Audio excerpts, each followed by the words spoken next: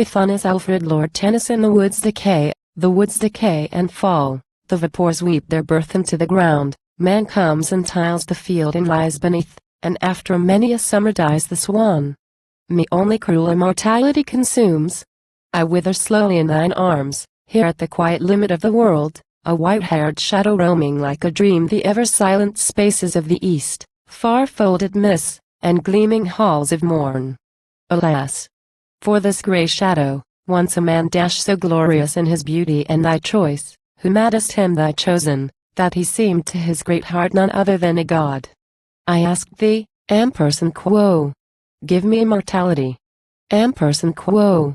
Then didst thou grant mine asking with a smile, like wealthy men who care not how they give.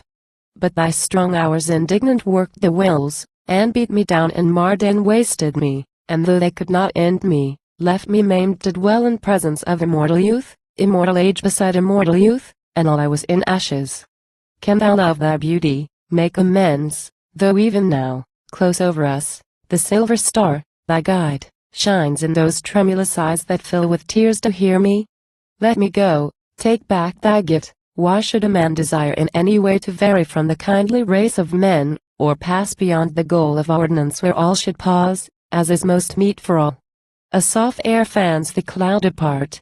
There comes a glimpse of that dark world where I was born.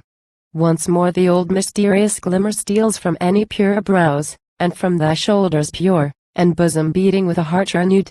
Thy cheek begins to redden through the gloom, thy sweet eyes brighten slowly close to mine, yet they blind the stars, and the wild team which love thee, yearning for thy yoke, arise, and shake the darkness from their loosened manes, and beat the twilight into flakes of fire. Lo!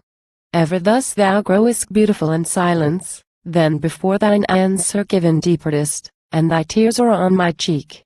Why wilt thou ever scare me with thy tears, and make me tremble lest a saying learned, in days far off, on that dark earth, be true? Quo? The gods themselves cannot recall their gifts. Quo? Amy. With what another heart in days far off, and with what other eyes I used to watch if I be he that watched the lucid outline forming round thee. Saw the dim curls kindle into sunny rings, changed with thy mystic change, and felt my blood glow with the glow that slowly crimsoned all thy presence and thy portals, while I lay, mouth, forehead, eyelids, growing dewy warm with kisses balmier than half-opening buds of April, and could hear the lips that kissed whispering I knew not what of wild and sweet, like that strange song I heard Apollo sing, while Ilion like a mist rose into towers. Yet hold me not forever in thine east. How can my nature longer mix with thine? Coldly thy rosy shadows bathe me, cold are all thy lights, and cold my wrinkled feet upon thy glimmering thresholds, when the steam floats up from those dim fields about the homes of happy men that have the power to die, and grassy barrows of the happier dead. Release me, and restore me to the ground. Thou seest all things, thou wilt see my grave, thou wilt renew thy beauty morn by morn. I earth in earth forget these empty courts, and thee returning on thy silver wheels.